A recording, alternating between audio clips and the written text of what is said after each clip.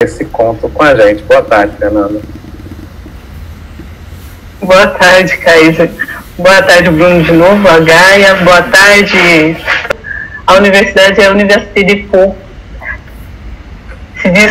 Se dispor, mas nada, né? Brasileiro comigo. E eu queria começar, na verdade, agradecendo o convite, a lembrança da Amanda, da professora Amanda, porque eu já gostava de literatura, como a gente estava comentando, do ensino médio, e dentro da geografia eu acabei me aproximando de pessoas e do campo de pesquisa entre geografia e literatura. Então, poder comentar um pouco de uma obra, participar desse projeto que é muito bacana, assim, me deixa muito feliz. Tá certo. Muito bem-vinda, Fernanda. A gente que agradece você ter aceito o convite.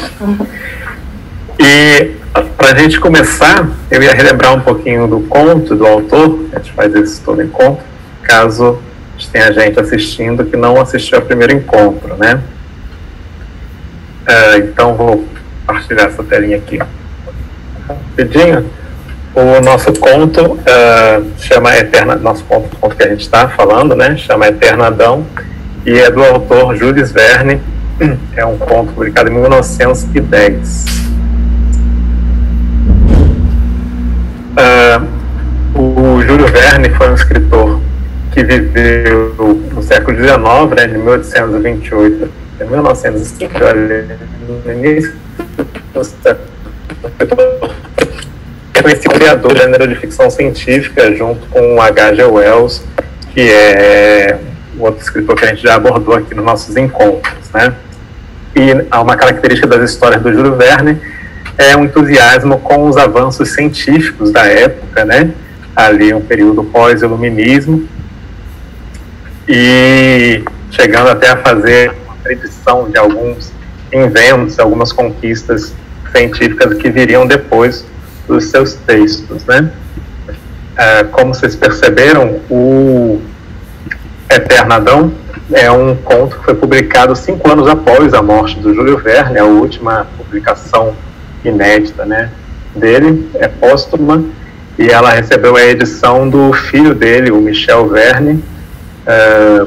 Os rascunhos, como é que chama isso, Bruno? Os textos ali originais do Júlio Verne. Os manuscritos? Os manuscritos, perfeito. Estão em posse da família, nunca foram divulgados, e há toda uma discussão do quanto que o filho do Júlio, o Michel, interferiu no texto, adicionou, retirou ou editou alguma coisa, né? E no nosso último encontro a gente começou a ler uma parte do texto, que é uma história que se passa numa sociedade um pouco diferente da nossa, com nomes diferentes, parece um mundo diferente, né? Em que um personagem, não devia ter parado aqui a transmissão, porque tem o nome do personagem que é comum.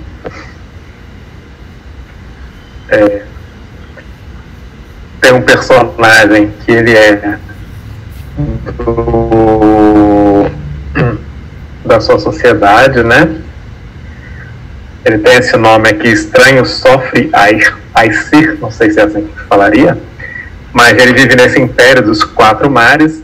Ele é um sábio, e nesse momento em que se passa o conto, eles estão comemorando o aniversário de fundação dele. Ali, andando pelo seu quintal, ele encontra um estojo de metal, uma escavação de uma obra que está tendo ali, e dentro desse estojo ele encontra textos muito antigos que relatam um outro mundo, que é um mundo que a gente percebe que é o nosso, né? Com a América, Europa, Ásia e esse continente que nós conhecemos.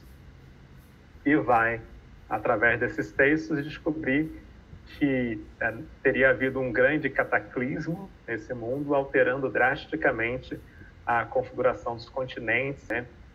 E a partir disso a humanidade teria tido um novo recomeço que deu origem a esse império dos 4 mares. Isso é uma sinopse bem rápida com a Fernanda sobre as questões aí que ela achou interessante nesse conto.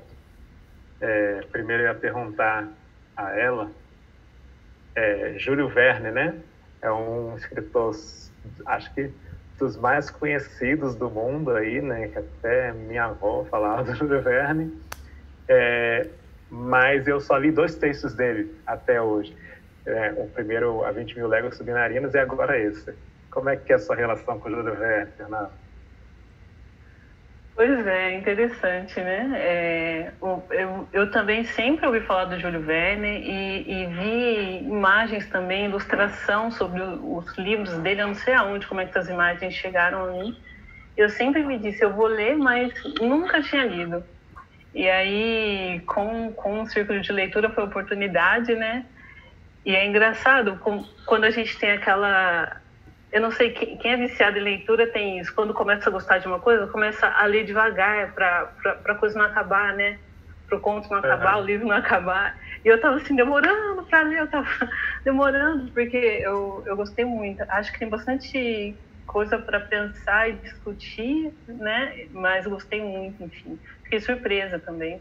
Não é à toa que ele é tão conhecido, né? Sim. A gente não perguntou isso da última vez, mas e você, Bruno? Como é que é a sua relação com o Júlio Verne? Já conhecia? Júlio Verne eu conheço desde a minha adolescência, né?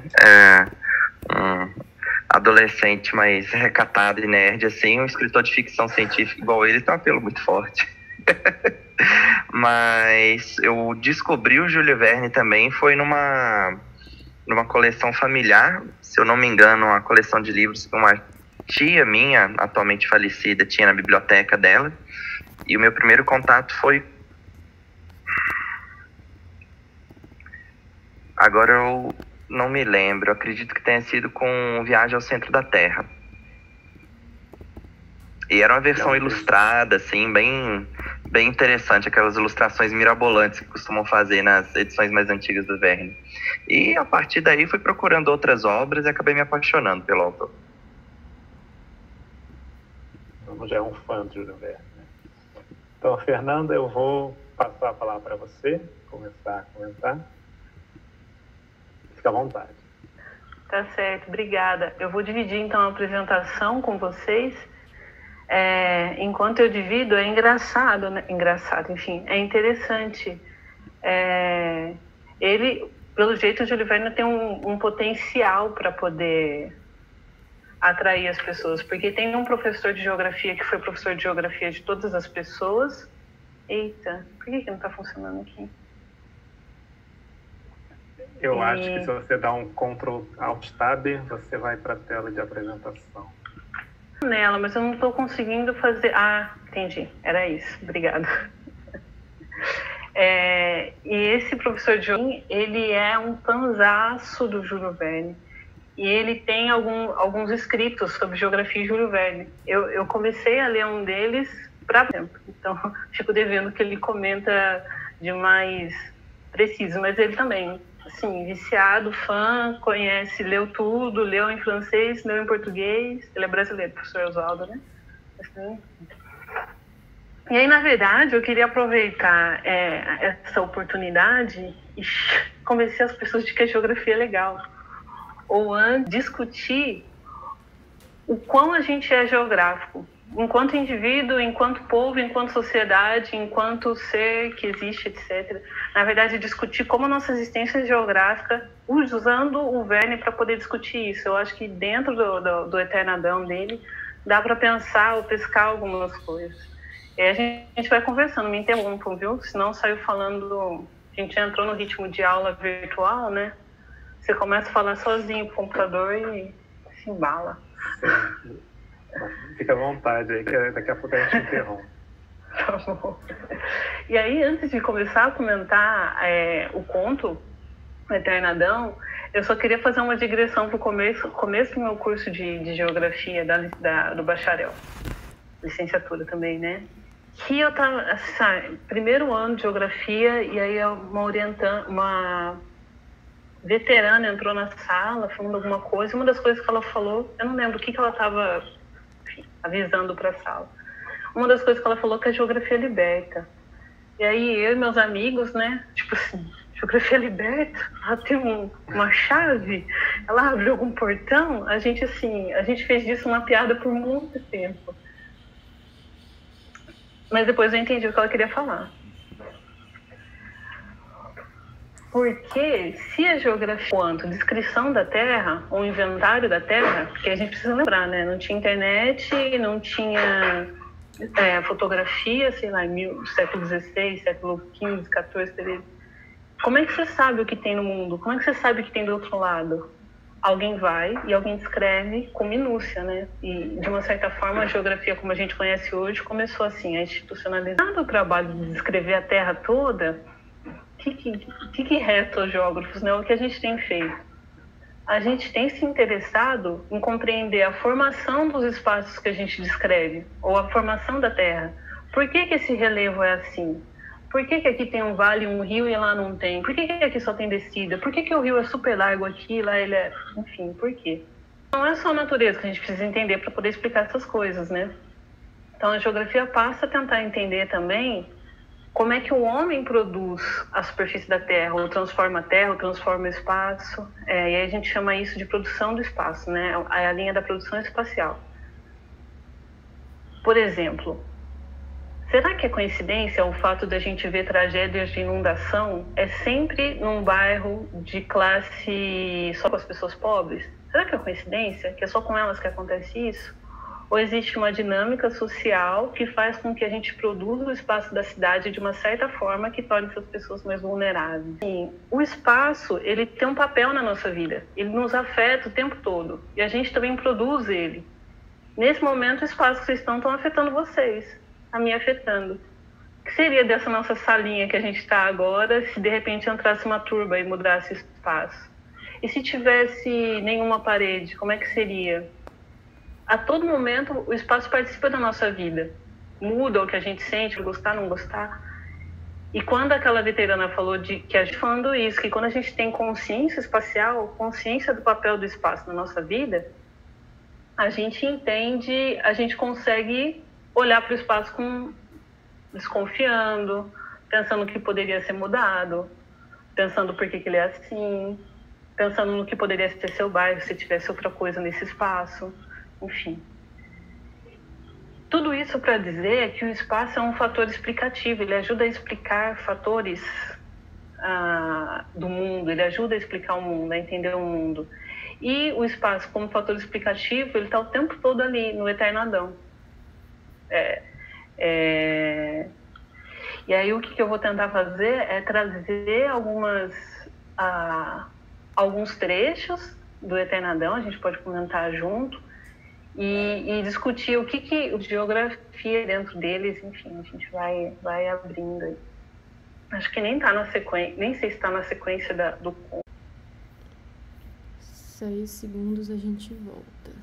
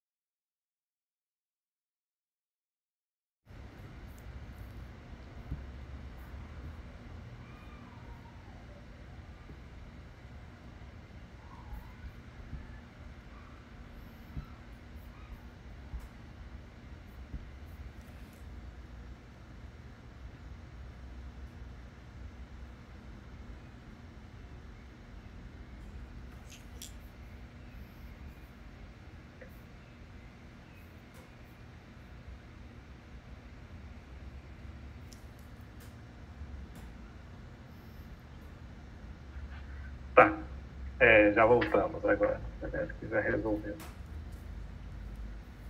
Desculpa, Fernanda, aí pelos problemas, estamos de volta.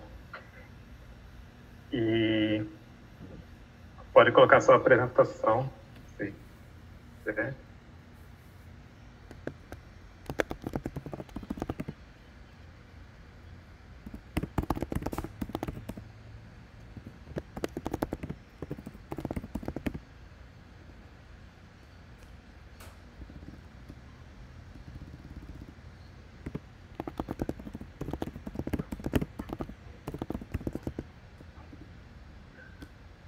Seu áudio está fechado. Ups, é isso.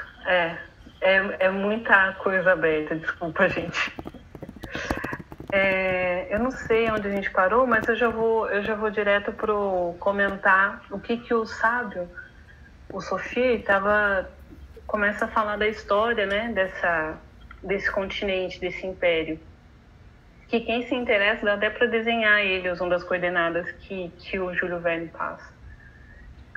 E aí na história desse império, o Sophie conta que antes existiam várias tribos nesse continente, né, único, e existiram várias guerras, né? E como resultado das guerras, eu estou lendo aqui do lado, os homens a povoarem Mahar e Tenchu, que é o império, né, formavam 3 nações homogêneas, em cada uma das quais o tempo atenuara as diferenças entre os vencedores e os vencidos de outrora.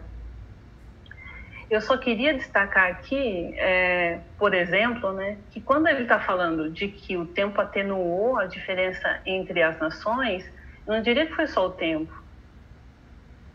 Eu diria que é o espaço também.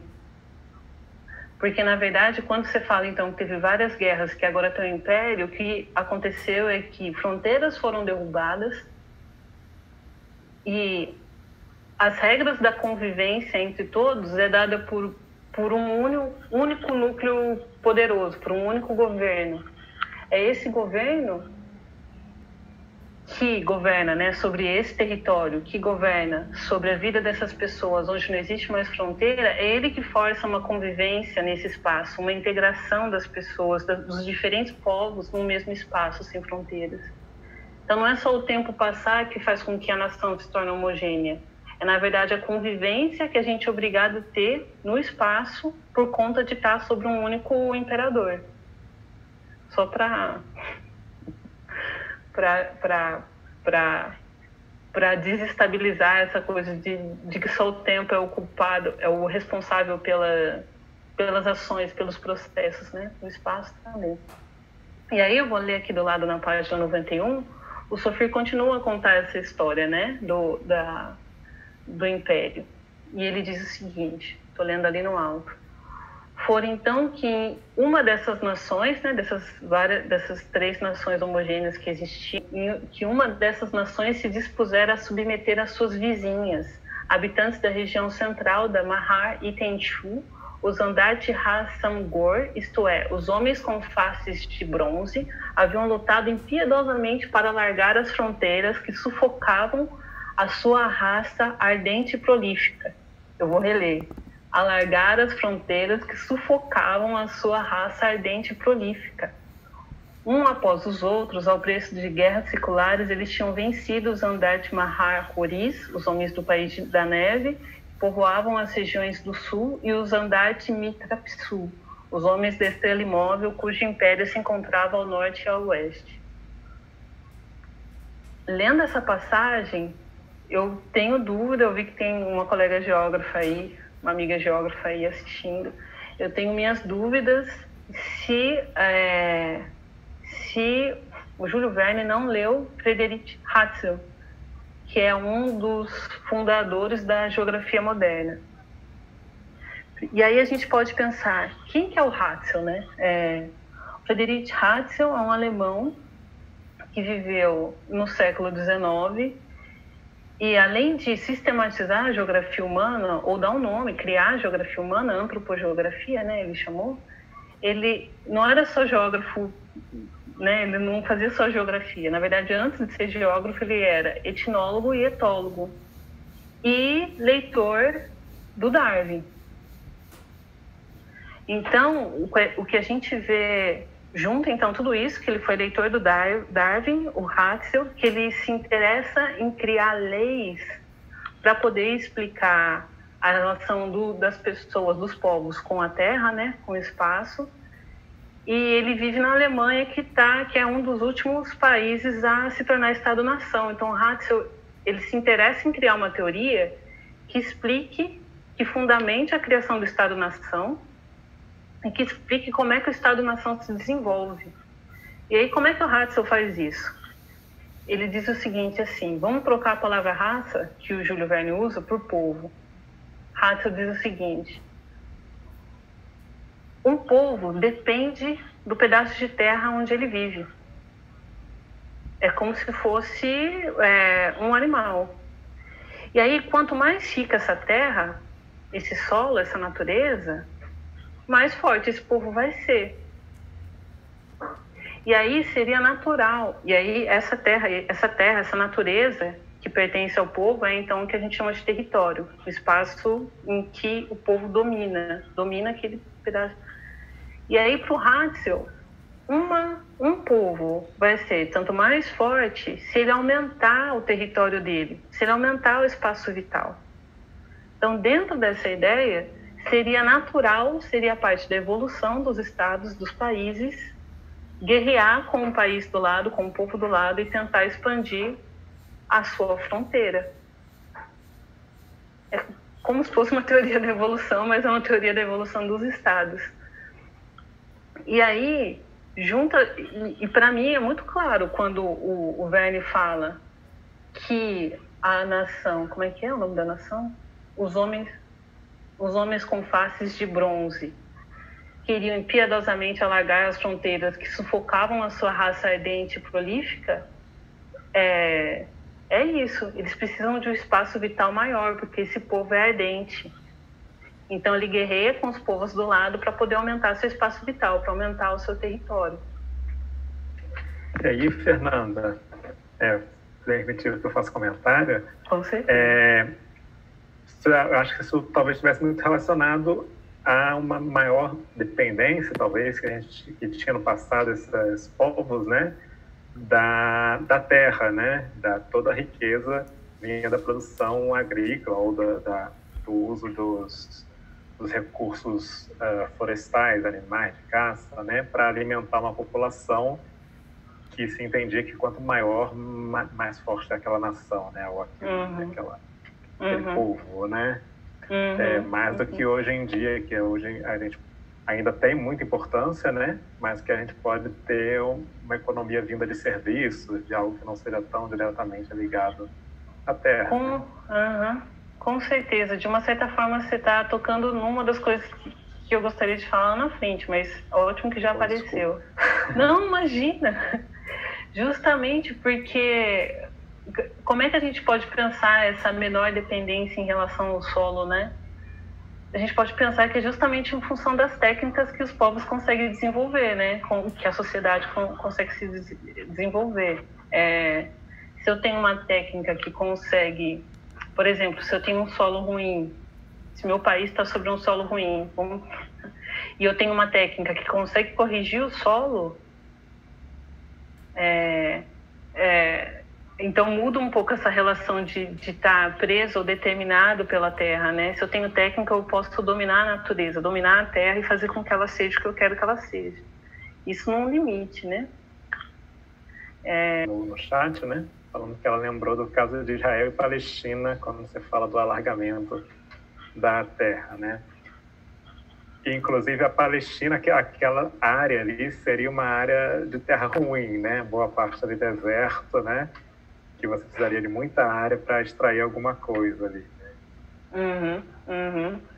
Principalmente no passado. Principalmente no passado. Mas é interessante porque isso vai de encontro um pouco com o final desse conto, né? Que eles, depois do fim do mundo, não vou contar muito, né? Mas depois do fim do mundo, o fim do mundo é no meio do conto, gente. Aí depois continua. Depois do fim do mundo, eles se deparam justamente com uma terra estranha, né? Uma terra estranha, uma terra que não é tão hospitaleira, que não é tão gentil, digamos, entre aspas. Mas eu quero depois problematizar essa gentileza da terra. Mas, então é isso, né? Essa raça que é mais ardente, ela tenta aumentar o seu espaço vital, e para mim é um exercício muito claro do que Hatzel estava falando na época, no final do século XIX. E é interessante, na verdade, eu acabei indo atrás, eu li um pouco do texto do professor Morim, que alguém comentou aí, e eu pensei assim, é provável que o Júlio Verne tenha participado de sociedades geográficas, porque antes da geografia existir, existiam clubes de geografia. E aí, naquele artigo, eu vi que o professor Amorim fazia uma lista de sociedades geográficas que tinha na França e comentava a presença do Júlio Verne nessas sociedades. Porque é exatamente o período em que a geografia está se institucionalizando e se tornando disciplina acadêmica, né? E está sendo criada justamente para pensar a ideia de nação e de território também. Então, o conto do Júlio Verne está cheio dessas questões de criação, para mim, de nação, território, da relação entre o povo e a terra, que era um pouco o espírito da época, do final do século XIX. E ainda falando, né, de nação e território, essa passagem que está na página 92, ainda o Sophie, o sábio, comentando a história do continente, né? E ele diz o seguinte, estou lendo lá em cima, tá, gente? Cerca de 200 anos transcorreram desde que a última revolta daqueles dois povos fora afogada em torrentes de sangue e a terra conhecer, enfim, uma era de paz. Então ele está falando dos outros dois povos que estavam lutando contra o povo que se tornou a raça ardente, que se tornou imperador e etc. Era o quarto período da história. Como um só império substituía as três nações de antanho e todos obedeciam à lei de Basígra. A unidade política tendia a fundir as raças. Ninguém falava mais nos homens com faces de bronze, nos homens do país da neve, nos homens da estrela imóvel, e não havia terra os homens do quatro mares, no qual se resumiam todos os outros. Mas eis que, transcorridos esses 200 anos de paz, um quinto período parecia anunciar-se. Rumores importunos, vindos de não se sabe de onde, circulavam havia algum tempo. Tinham aparecido pensadores capazes de despertar nas almas umas lembranças ancestrais que já poderiam ser tidas como extintas. O antigo sentimento de raça ressuscitava numa nova forma, caracterizada com novas palavras. Falava-se a miúde em atavismo, afinidades, nacionalidades, etc., havendo todos esses vocábulos recém-criados que respondiam a certa necessidade, conquistado de pronto o direito à cidadania. Conforme a comunhão de origem, de aspecto físico, de tendências morais, de interesses ou simplesmente de região e de clima, surgiam agrupamentos que cresciam pouco a pouco, a olhos vistos, e começavam a agitar-se. Mal construído, o império se desagregaria, a Mahar-e-Tenshu acabaria sendo dividida, como nos idos, entre um grande número de nações, ou pelo menos, a fim de mantê-la unida, precisar-se-ia de novo recorrer às tétricas hecatombes que, durante tantos milênios, transformavam aquela terra num ossário. Sofia estava triste, gente. Sofia, estou sendo irônica, tá? Onde não há fronteiras, onde não existiam raças, agora o sentimento de raça, a ideia de raça começa a voltar. Júlio Verne. E isso vai ameaçar a paz, né, do Império? Isso vai ameaçar a paz do Império. Pois é, né, gente? Vamos ver. A gente pode até se simpatizar de cara com o Sufi, né? Por ele estar sofrendo, né, com a paz do Império. Mas primeiro vamos pensar na palavra Império, né? Eu não fui atrás de uma definição assim, sabe? Bem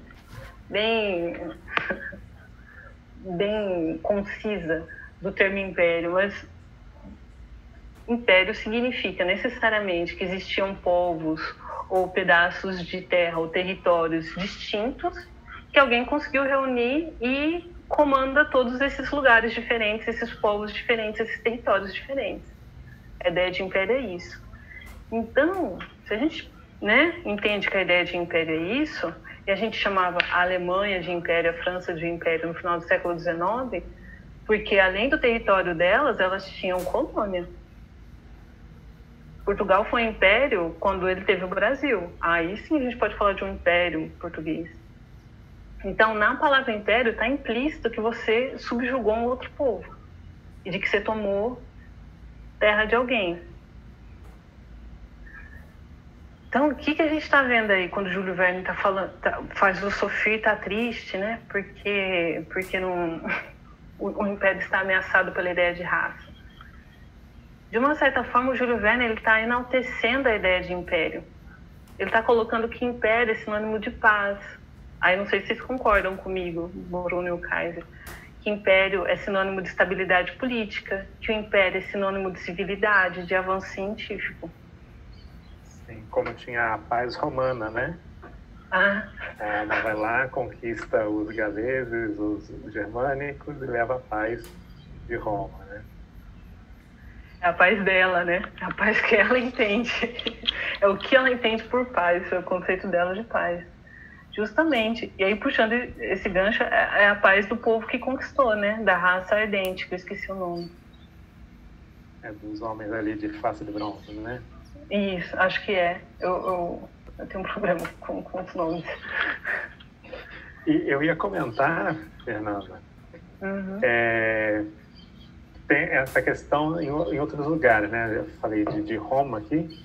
Eu vi recentemente uma pesquisa, estava tentando encontrar aqui a fonte, não achei mais, sobre como americanos, né, estadunidenses, né, pessoas que moram nos Estados Unidos, se identificam, né, e as pesquisas mostravam uma grande parte ali de pessoas que se identificam como latino, como mexicano, como seu país de origem, como árabe, e uma parte ali dos estadunidenses brancos, né, se incomodam com isso, né, com o fato de você ter pessoas ali, imigrantes ou filhos de imigrantes, que não se identificam como americanos, porque americano é o termo que eles usam, né, e sim como colombiano, como latino, como egípcio, né? E isso seria assim algo...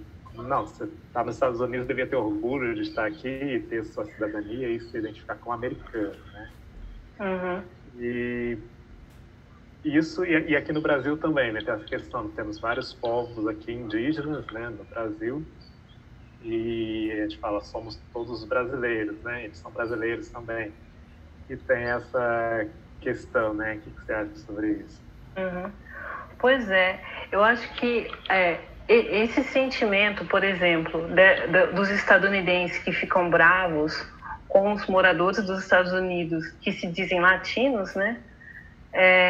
Que o Júlio Verne estava participando de naturalizar que um povo tem necessariamente um pedaço de terra e que se eu estou nesse pedaço de terra, de alguma forma mágica, esse pedaço de terra me torna especial. De alguma forma mágica, por eu ter nascido nesse pedaço de terra, eu vou ter que lutar no exército para defender, sabe? Entrar numa bolha de violência que eu nem sei quem começou e quem terminou.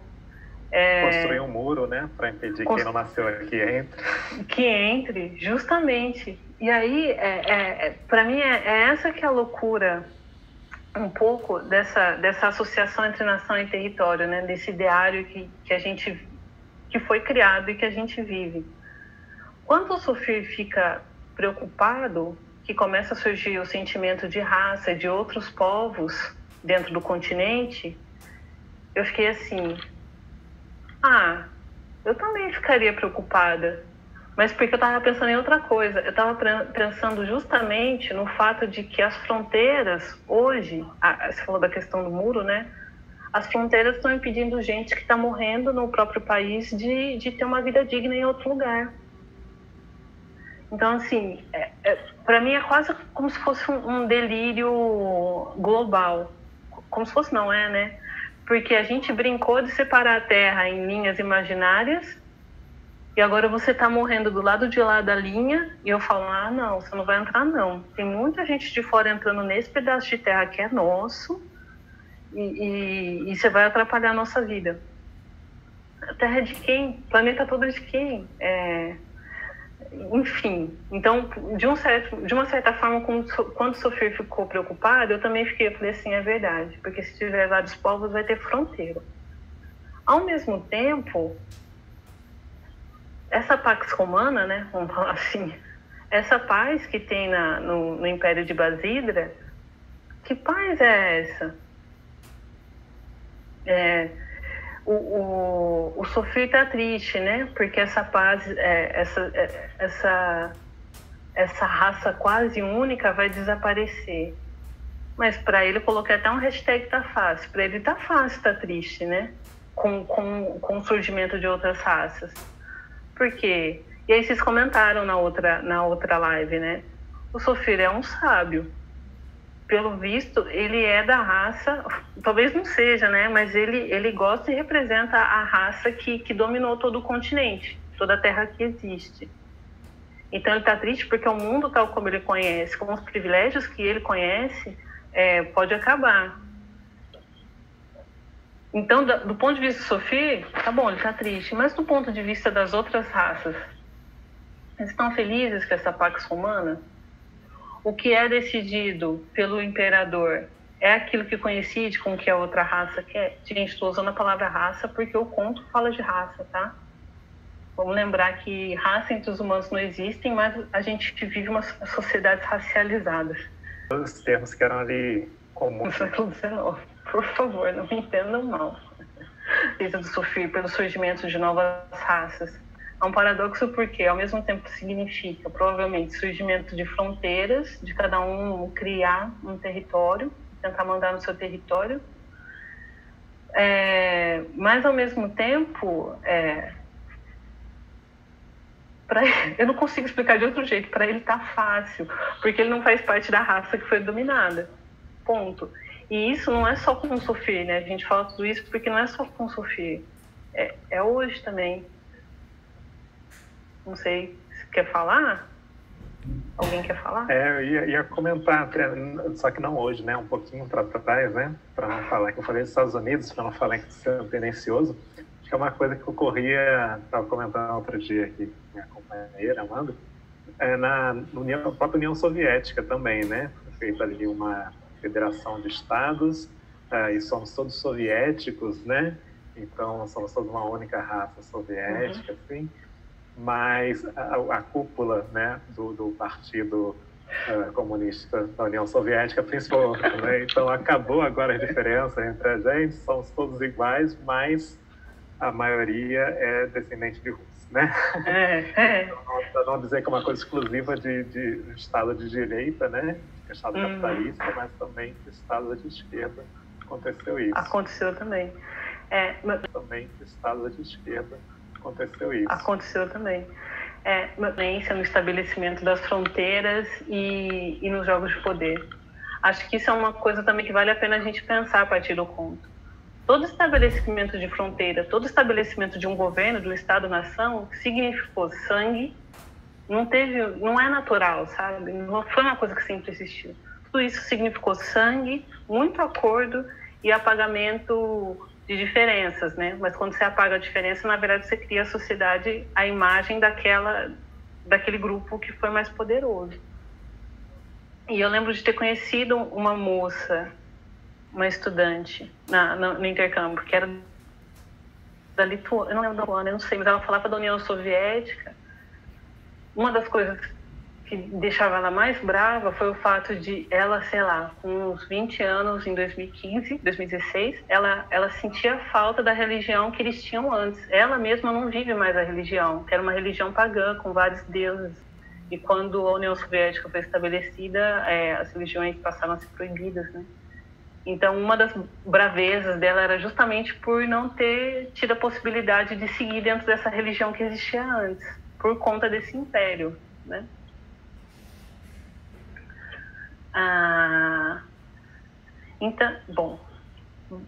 Então é isso. Esse jogo de território, de nação que o Sofia vive, que o Júlio Verne traz, é bem o espírito daquele tempo de enaltecer o Estado-nação, enaltecer o imperialismo, enaltecer a colonização, porque o conhecimento geográfico que se produz também é no sentido de colonizar, né? E tem essas ideias de uma espécie de colonialismo, tá aí também, transparecendo um pouco no texto do Júlio Verne. Fernanda, não sei se você está tentando... a sua apresentação não está aparecendo. Tem slide. Não, acho que você não...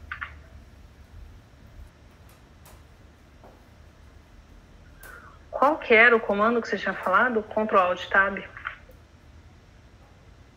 Não, mas acho que aqui embaixo, olha, nesse Share Screen, acho que você não ativou. Mas eu não cheguei a... eu não estava ainda compartilhando? Em nenhum momento? Compartilhou, parou, depois não voltou.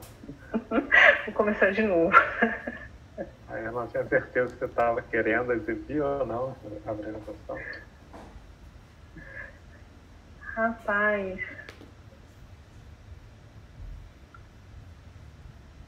Vocês estão vendo agora? Agora sim. Nossa.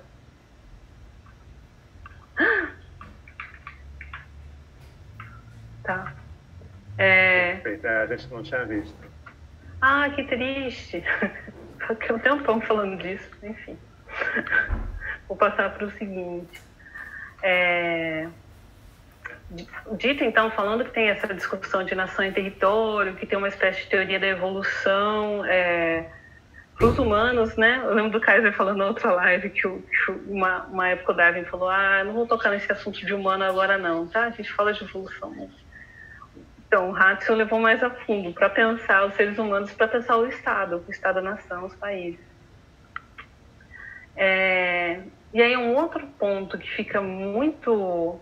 que para mim é muito marcante, né, na leitura do conto, que faz dele um pouco de ficção científica também, é a tecnologia, né, as técnicas. Eu mesma fiquei impressionada. E assim, eu vou ler essa passagem, que já é depois do fim do mundo. Gente, depois, acho que tá chegando a hora do fim do mundo, quando eles estão... É o cataclismo, tá, gente? É fim do mundo, mas não literal. Quando eles estão falando dos avanços das técnicas, né? E aí eu vou ler aqui junto com vocês. Celebramos as estradas de ferro e os navios a vapor. Lembrando que eu conto de 1905, né? Talvez 1910. Destinados ao transporte de mercadorias pesadas e atravancantes. As aeronaves econômicas utilizadas pelos viajantes a quem o tempo não falta. Os tubos pneumáticos ou eletroiônicos a sulcarem todos os continentes e todos os mares adotados pela gente apressada. Gente, o que seria do mundo se tivesse sulcos nos continentes e a gente pudesse estar em, 2 horas para atravessar o Atlântico? Enfim. Celebramos as inúmeras máquinas, umas mais engenhosas do que as outras, apenas uma das quais executa em certas indústrias o trabalho de 100 homens. Celebramos a imprensa, a fotografia das cores e da luz, a do som, do calor e de todas as vibrações do éter. Só falta essa para a gente fazer.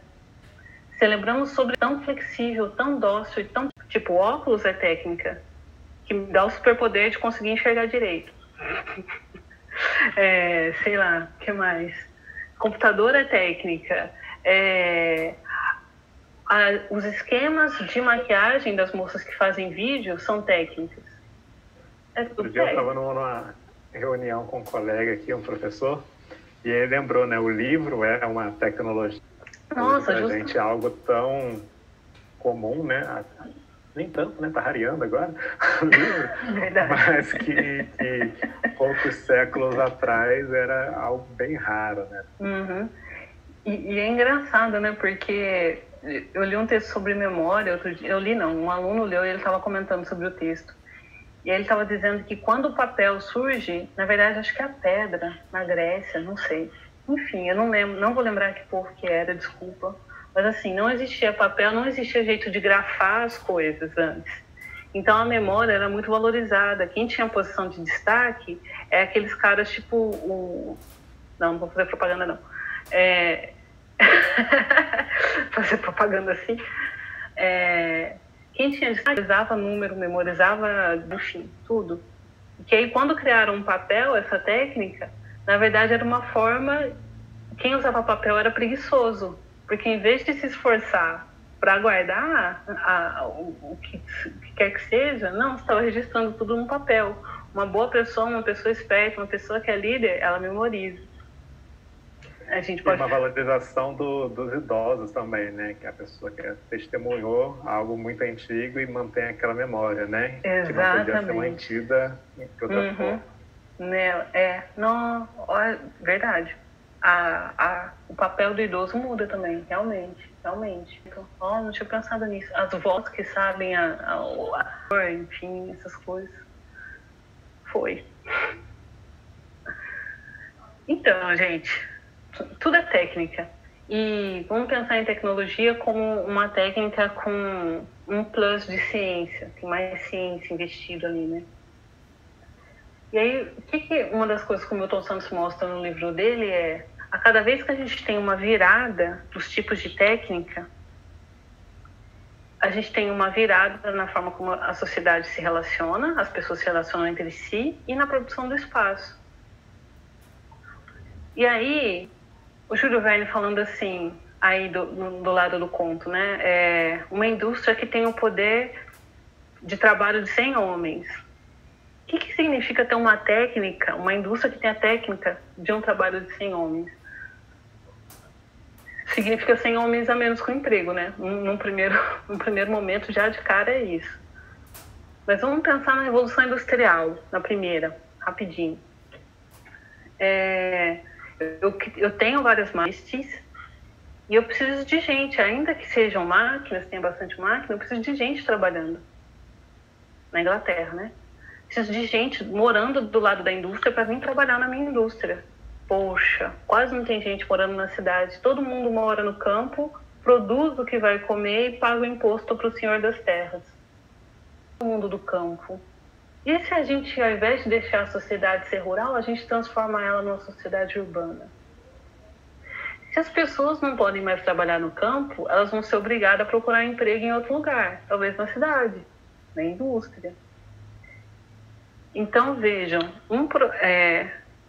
o surgimento da indústria, a Revolução Industrial, a primeira, ela é indissociável do fato de que a gente transformou as sociedades rurais em urbanas.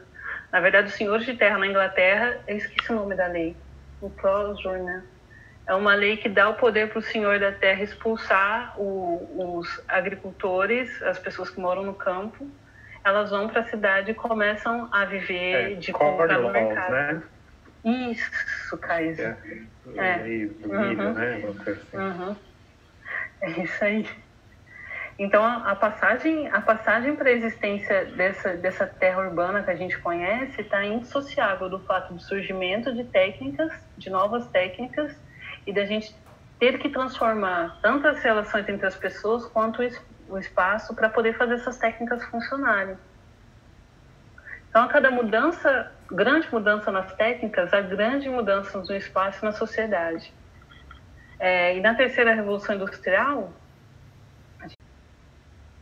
Tem mais meia hora.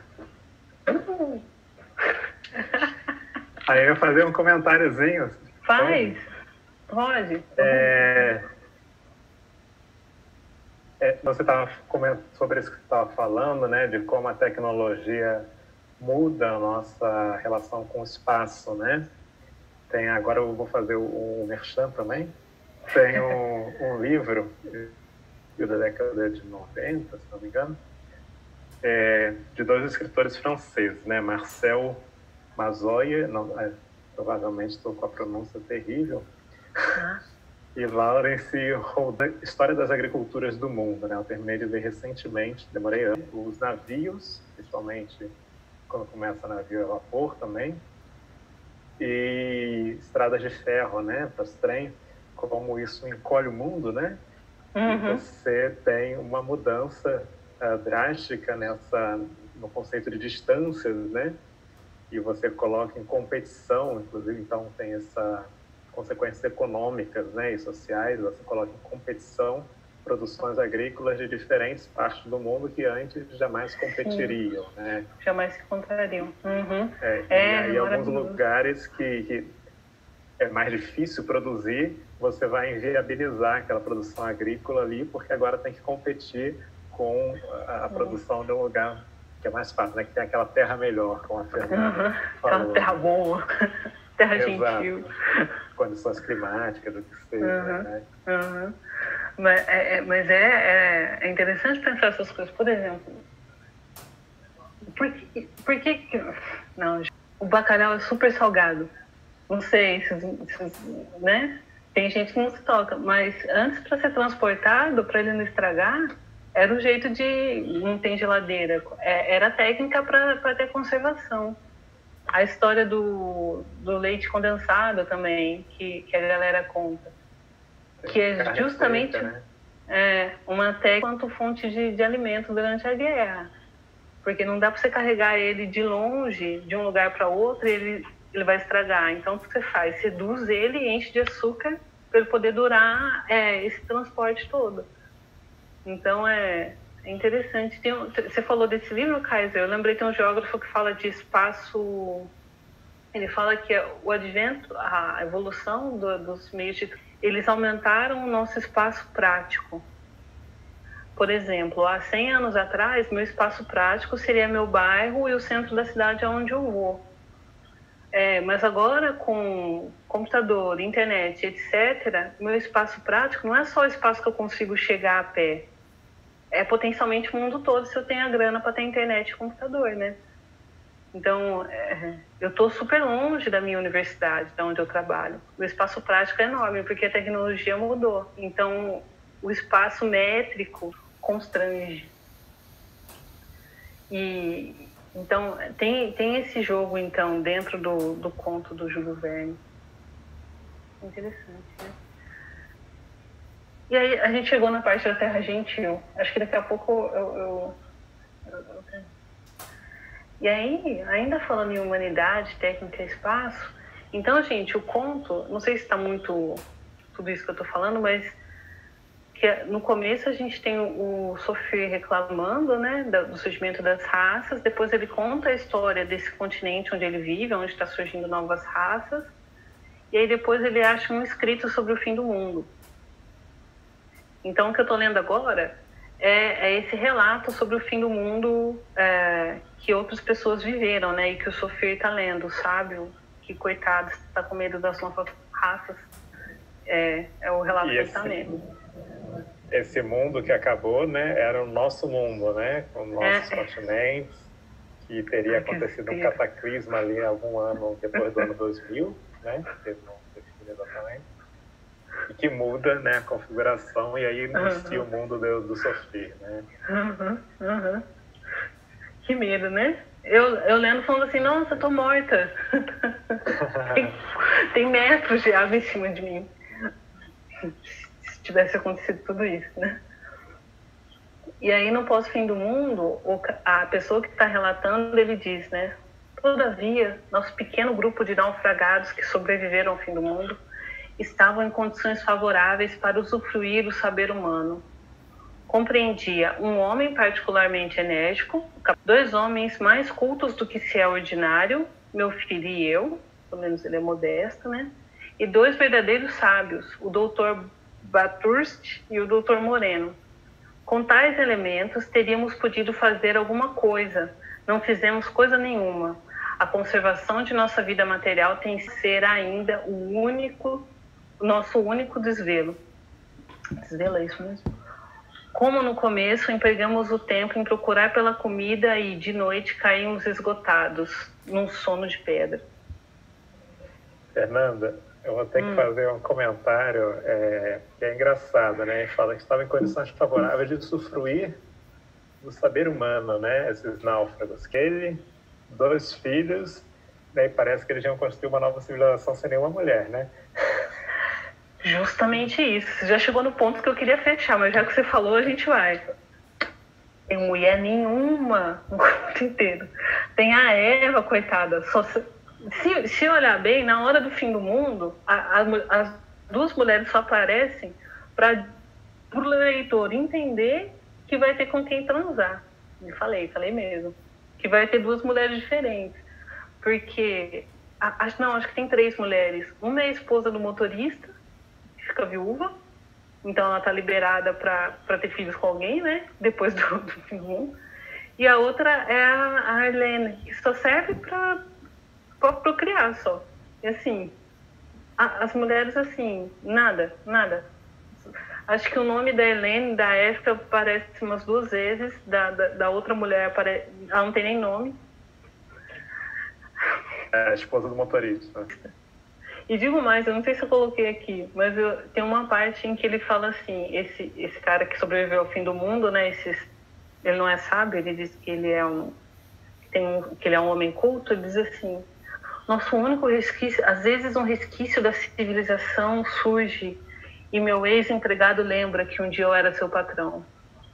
Querido, você era patrão, né? Ai, que fofo. Mas, gente, é isso. Eu adorei ler o conto. E eu acho que esse que é o exercício, de poder ler, curtir e ver coisas que dá para discutir, trabalhar e entender, né? Eu gostei bastante.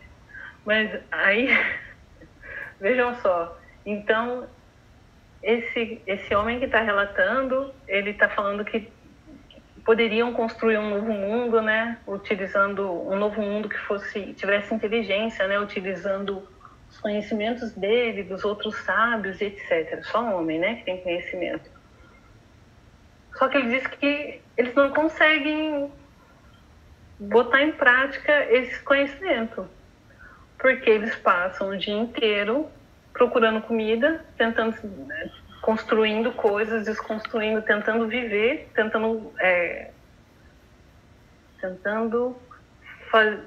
fazendo a manutenção da vida material deles, né? E não tem tempo para pensar, para se dedicar à reflexão.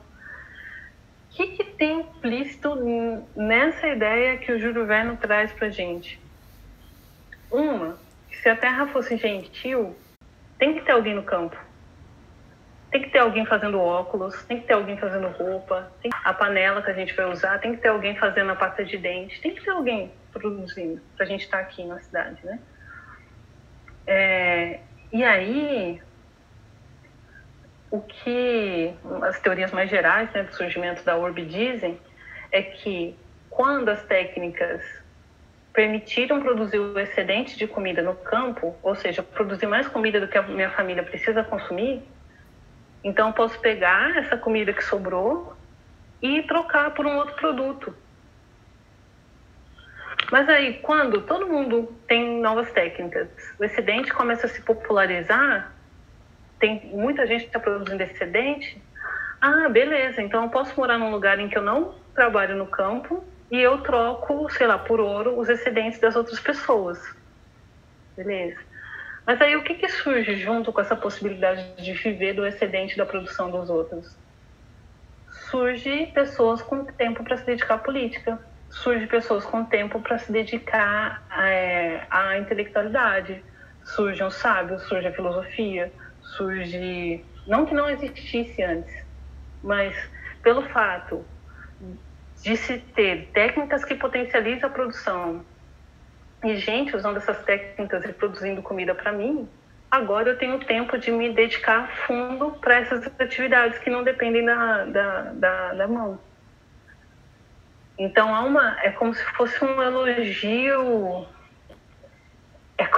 não sei nem como falar, um elogio, essa ideia de civilização, né? Ter tempo de se dedicar à intelectualidade, a ideia de civilização para o Júlio Verne, tá, gente?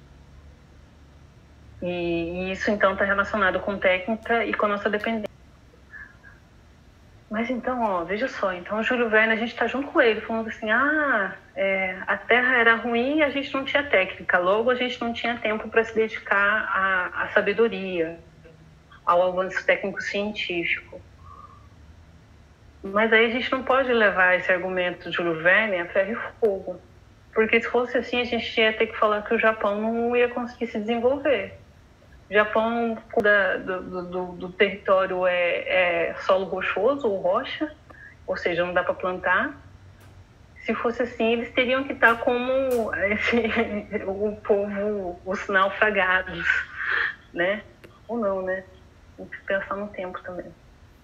Mas, enfim, o que eu queria destacar é que dá, sim, para pensar que a Terra gentil, a Terra não gentil influencia no desenvolvimento da civilização, mas que ela não é determinante.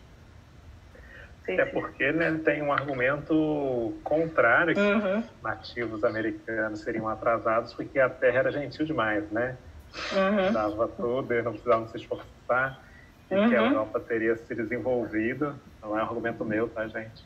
O pessoal usava no passado, de que, né, os europeus eram mais desenvolvidos porque tinham que atividades ambientais, né? Exatamente. O argumento é torcido para chegar à explicação que se quer, né? Exatamente. Você muda a relação de causa e efeito um pouquinho. E na verdade,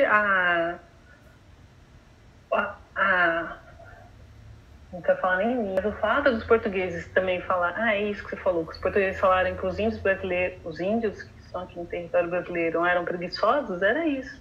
A terra dá tudo para eles, por isso eles não constroem nada. Por isso que não se desenvolveram enquanto civilização, porque estava muito fácil. Pois é. Na verdade, o que eu queria dizer era justamente isso, para a gente tomar cuidado, ainda que o espaço possa ser um fator explicativo do que está acontecendo, do que acontece na sociedade, etc., ele não é determinante. Ele sozinho não define o que vai acontecer com uma nação ou com um grupo de pessoas, etc. É um conjunto de fatores, né? Mas aqui o Júlio Verne está usando bem o argumento do terra difícil, sem técnica, então vamos todos emburrecer.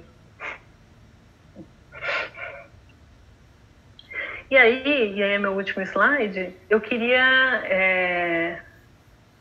encerrar só comentando 3 coisinhas, não sei como é que eu faço aqui para tirar isso da minha frente.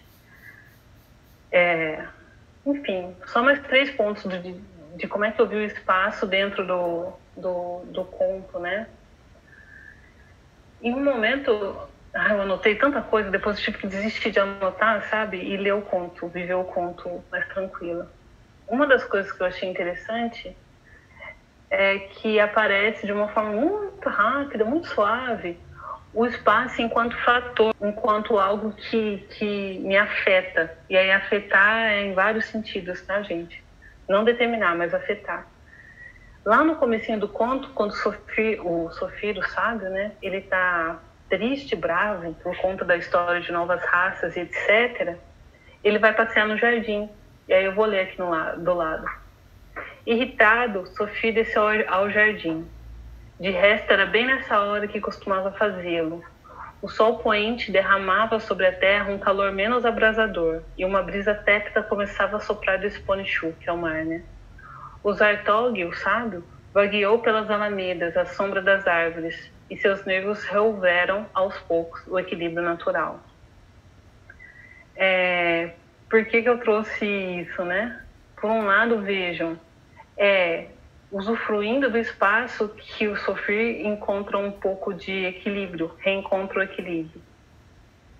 O que eu quero dizer? Que nem sempre quando a gente andar numa calçada com um jardim, a gente vai ficar calmo. Nem sempre. Mas todas as vezes que a gente andar numa calçada dessas, esse espaço vai afetar a gente de alguma forma. O espaço está sempre nos afetando. E aí, pensando no Zofir, que encontrou essa calma dele ao percorrer o jardim, eu deixo a pergunta: como é que tá, para quem está assistindo, sei lá, como é que tá o bairro de vocês? O que tem para fazer? Tem praça?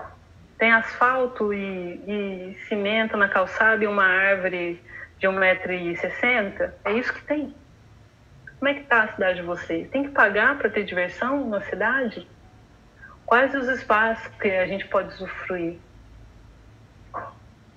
Vamos pensar nas periferias. O que tem nos espaços da periferia para ajudar as pessoas a reaver aos poucos o equilíbrio natural?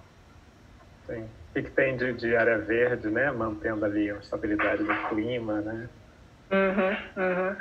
E é isso, Kaiser. E assim, esse tipo de consciência de como o espaço nos afeta, às vezes eu fico brava. Governador Valadares é um lugar em que à noite faz 30 graus.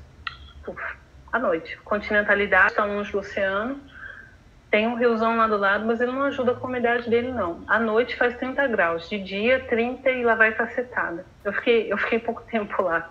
Quando eu comecei a minha atividade na universidade, a gente fechou por conta da pandemia. Fechou. Continua por teletrabalho, mas fechou as atividades presenciais.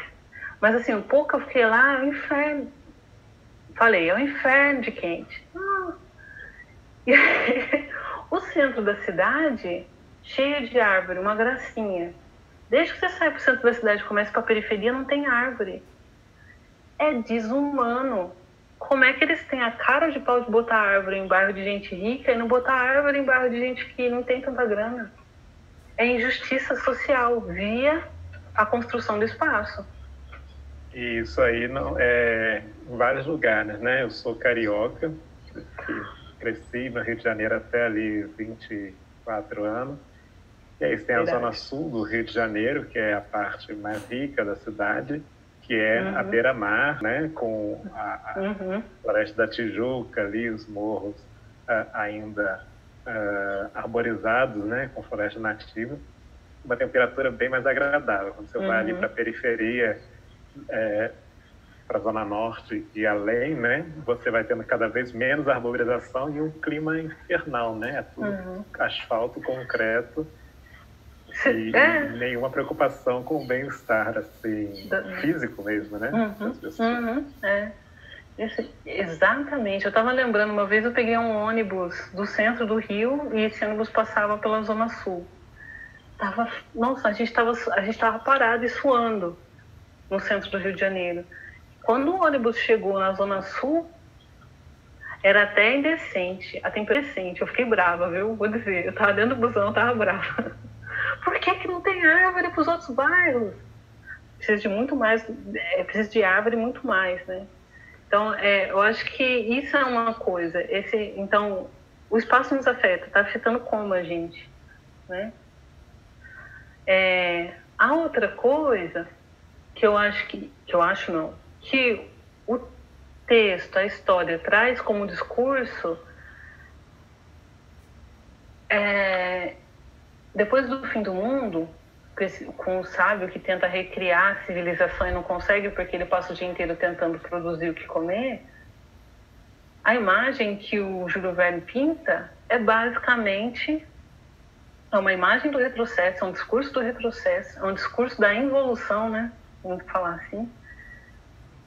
Mas se a gente olhar bem, essa involução, a imagem dessa involução parece nosso país tropical. Parece a gente. E aí eu vou ler aqui, ó, do lado, embaixo do peixe que voa.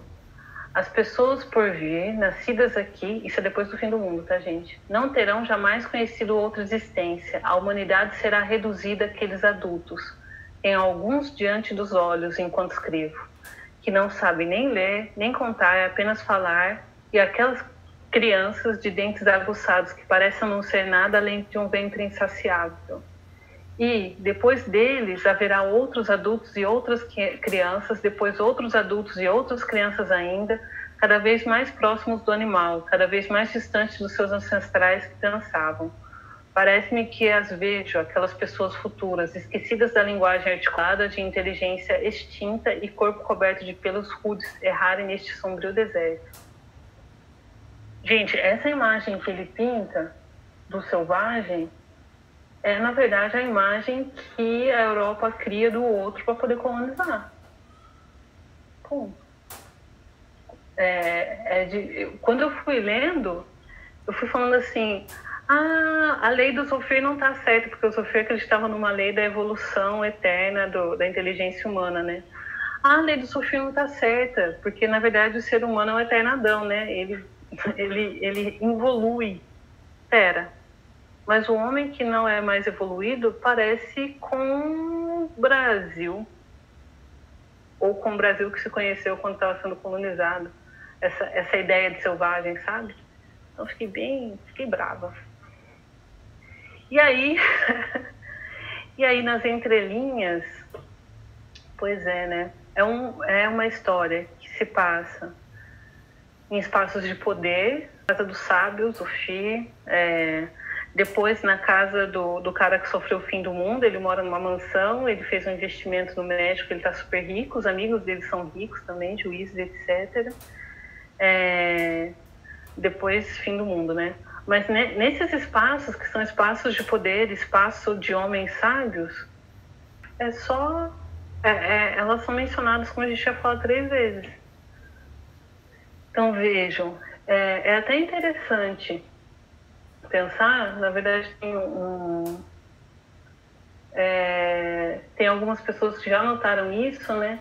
Quando você pega literatura de uma certa época que está voltada para o espaço doméstico, aí a mulher aparece. Desde que você saia do espaço doméstico, um beijo, é homem. E isso a gente fala para literatura de uma certa época, mas na verdade é só ligar a televisão, pegar um livro e já aparece. Eu pedi um livro para o meu marido para ele pegar na biblioteca. Ele disse que pediu um livro que não fosse machista. Estava difícil de achar. Até em novela, né? É comum a gente ver, né? Quando aparece ali a cozinha, é a mãe, né? É a mulher do núcleo que está ali fazendo a cena na cozinha, né? O homem está no bar, geralmente. O homem está no bar, o homem está na rua, o homem está na cidade. Então tem espaços, relação de espaço de gênero, né? A literatura, a TV, a arte, ela transpira isso que a gente vive, né? Que existem espaços para mulher, existem espaços para homem, e o que a gente pode falar de quem é travesti, de quem é gay, de quem é trans. Que não tem espaço nenhum, né? Que não tem espaço nenhum, justamente. Então, a briga é essa. Olha, grosso modo era isso que eu tinha para falar. Obrigada pela atenção. Não sei se vocês querem comentar mais coisas. Então é isso. Quer falar alguma coisa, Bruno? Não, acho que só agradecer a Fernanda. Foi uma fala bem enriquecedora aqui para a nossa discussão. Achei bem interessante trazer um pouco da área do conhecimento dela aqui para nosso círculo de leitura. Eu vou ler aqui, tem um comentário da Amanda aqui no chat, né? Que comentário foi lá no início, na verdade. Que ela falou que lembrou do conflito dos Guarani Kaiowá no filme Martírio, assisti, de Vicente Caré. Um deputado insinua que eles não são brasileiros porque falam espanhol e logo não teriam direito à terra onde estão enterrados seus ancestrais. Então, aquela discussão que a gente teve no início, né? O que do étnico. E é isso, é um pouco... A gente precisa desnaturalizar a ideia de país e de fronteira, porque isso é criado. Tipo, não é à toa que a gente tem aula de geografia quando a gente é pequeno e eles enfiam o mapa do Brasil na cabeça dos alunos da gente, para a gente crescer com a ideia de que aquele formato chamado Brasil é natural e que qualquer um que vai ameaçar essas fronteiras vai ameaçar a nossa vida. Então, essa ideia de nação, ainda que a gente possa se reconhecer no outro, mas essa ideia de nação pura e de território é uma ideia construída. E normalmente de cima para baixo. E acho que esse conto traz muito essa questão, né, de que esse mapa, né, essas fronteiras, muitas vezes a gente pensa, né, quando a gente está, mesmo quem né, tem uma formação mais profunda, quando está distraído, pensa nisso como algo dado, né, da natureza, o mundo é assim, e a gente esquece como tem todo um processo para levar ele a ser assim, que antes não era, que no futuro talvez não seja também, provavelmente. E nesse ponto ele mostra isso drasticamente, né? De um dia para o outro mudou completamente, todas aquelas nações desaparecem, todas as fronteiras alteram, né? E que esse mundo não é essa firmeza que nos parece.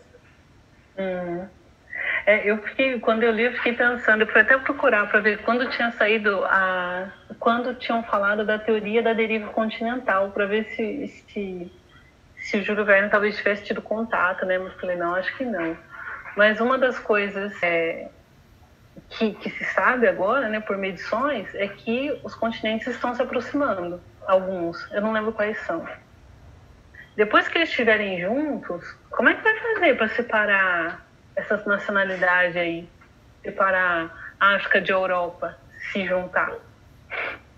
Como é que vai ser o mundo quando todo mundo estiver numa terra só, tal como acontece no Congo?